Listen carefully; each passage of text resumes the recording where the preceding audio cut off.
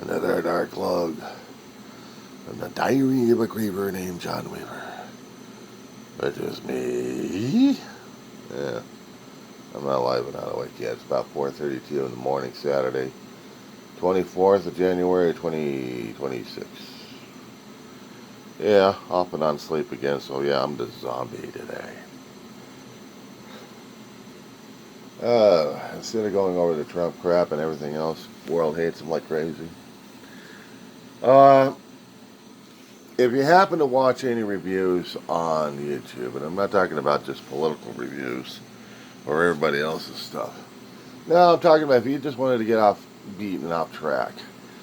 Be careful of the places that you travel on regarding YouTube and its offerings, because they are screwed up. Case in point, you got these retro channels out there, both cartoon and television show and television movies. That's one thing if I happen to see some of them who might get the information right. But others are trying to regurgitate the same stuff as the other guy has done. So several channels, whoever's owning or running these things, are doing the political head play using AI voice and narrative that just doesn't get it. There were television shows out there that our generations had grown up under. The greatest generation who grew up into the world of television, escaping reality that they already lived through. And yeah, there may have been some political points in some of those shows, but it was all escapism from the horrors that they've already faced. World War II.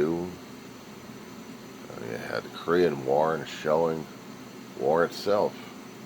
We had already seen war on television, on the big movie screens, what was going on, edited, but telling the public what was going on. And then television came out and showed exactly what was going on. But sci-fi writers during those days were coming up with more inventive stuff. We already lived through the classic monster Gothic ages of the late 1800s. Translated into mechanisms for the 20s, 30s, 40s.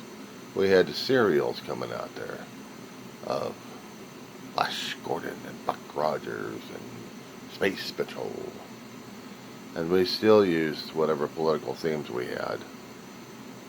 But we weren't shoving it down people's throats, were we?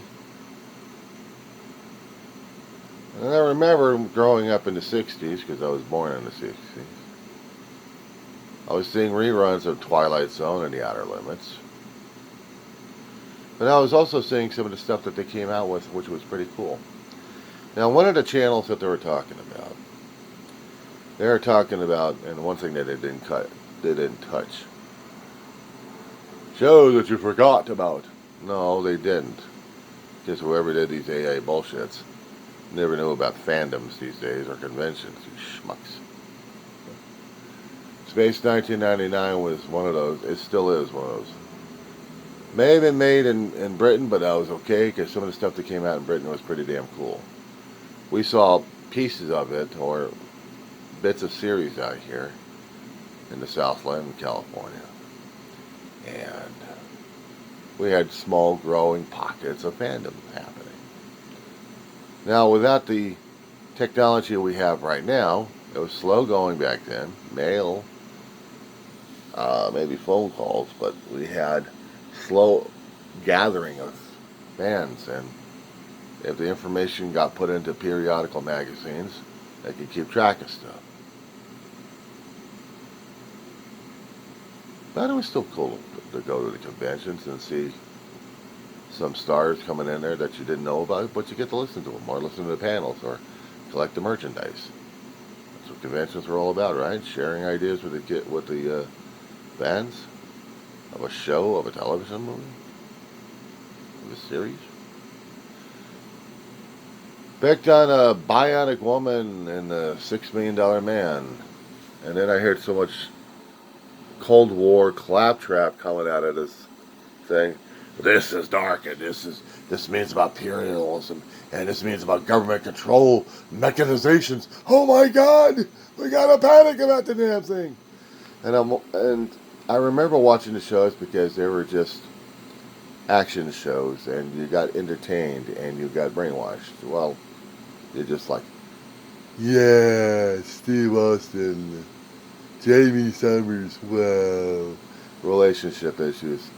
If the kids didn't know anything about relationship issues, they were trying to watch it, but all they saw was the action.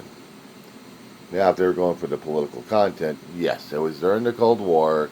You had these mad scientists out there in different countries who probably wanted to rattle everybody else's cage. And therefore, you would send the bionic couple out there in their own shows to show what American value is at the time. Or if you wanted to see the British value about what political satire was. Lake 7, and this was dark, and this was moody, and this was, and I'm hearing the AI drill on. I'm like, oh my God, shut up already. There must have been 20 or 30-year-olds didn't know their ass was hot rock. The shows were, yeah, they're dark and moody, and they're adventuresome, and us older farts remember them. Because remember the cheesiness of it. There are certain aspects about the UFO. Let's see. Shadow control. How cheesy it was. Special effects were cheesy. Acting was cheesy, but that was alright. And then if you're an old fart like me, you remember all the women. But then again, they showed sex appeal in the thing.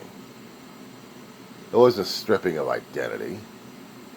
You had to follow a concept which an underground organization has to do with things to protect the earth, and sometimes sacrifice is made, and it sucks. And they're going to show you what the humanity of it is. How much we're willing to sacrifice to protect everybody else. And sometimes families and friends and loved ones to get sacrificed for the greater good. Nobody ever liked hearing that one. For the greater good, you must sacrifice. It's like if you happen to deal with the Star Trek phenomena. You always hear the Vulcan things in there somewhere saying, actually, in the movies they came out with it. Good of the many outweighs the need. Actually, the needs of the many outweigh the needs of the few, or the one.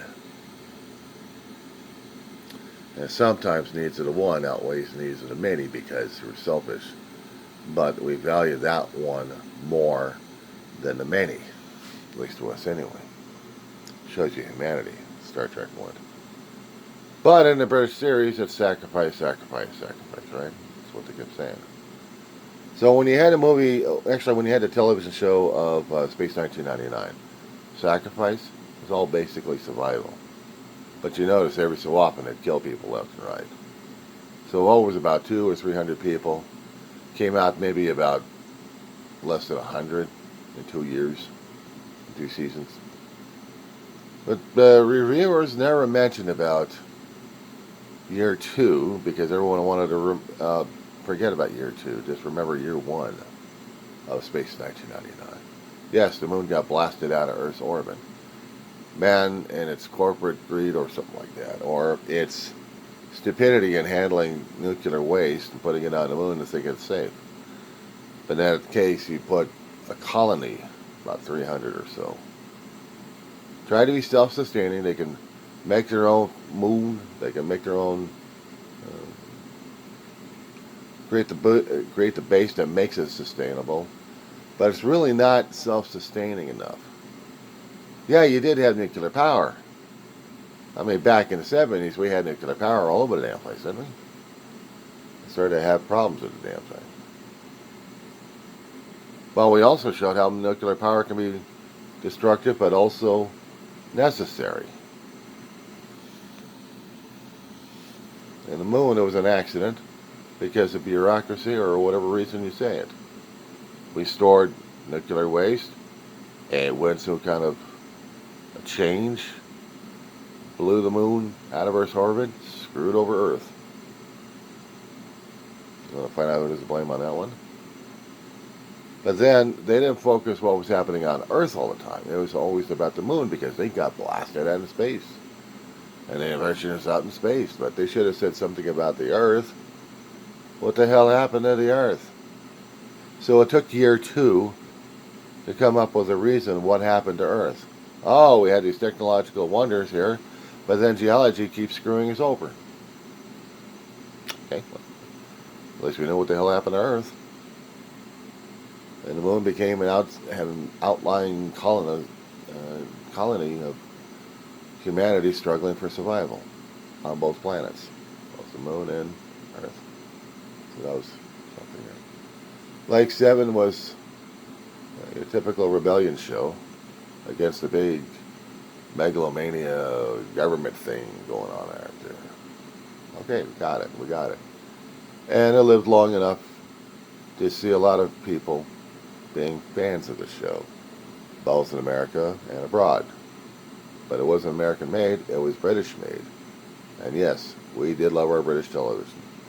We liked it so much that we got into Gallifrey, a wandering Gallifrey scientist, a madman in a blue box. Mutates, generates, regenerates. How many versions we got of this guy already? 12, 15? Originally it was signed up for maybe 12 or 13, but after that, onwards. And time in the universe was full of the wonder, dangers, excitement, adventures. That's how they wrote it. But every time I kept hearing these reviewers of this, it just drives me crazy how dark and sinister things were, and controlling and manipulative, and the government's out to get you. No, we watched the shows because we knew that we needed the escapism from reality. You compare it to regular history that we had. Vietnam War in the 60s. We had the imperialist expansion shit going on. We had Cold War going through it. We didn't like people dying in another country, so we protested for various reasons. Popularity dropped tremendously. And then we had the Cold War after that. Well, we had a little isolated terrorist incidents happening. We also had other countries being invaded by other countries in the 80s or the 90s.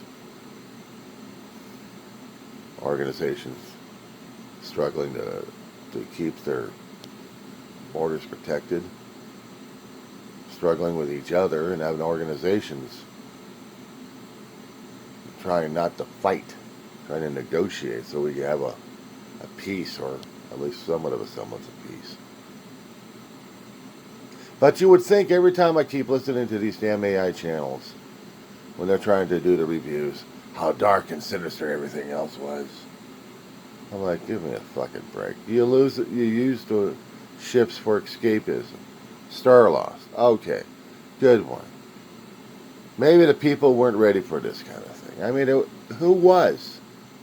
Who was ready for outstanding or outlandish themes and topics to do?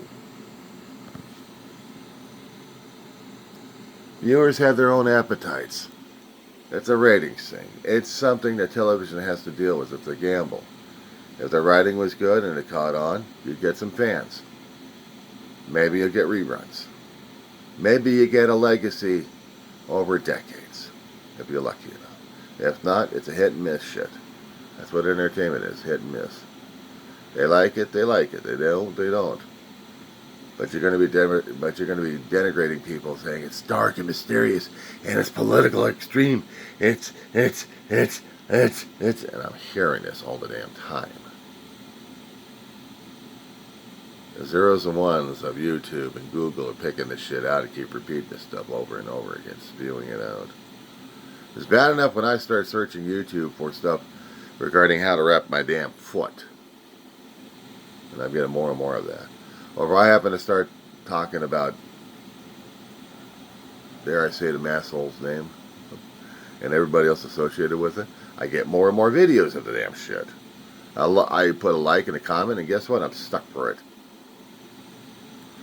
The traps that we have to fall through when it comes down for online. Anyway, how's your navigation through it going so far? That being said.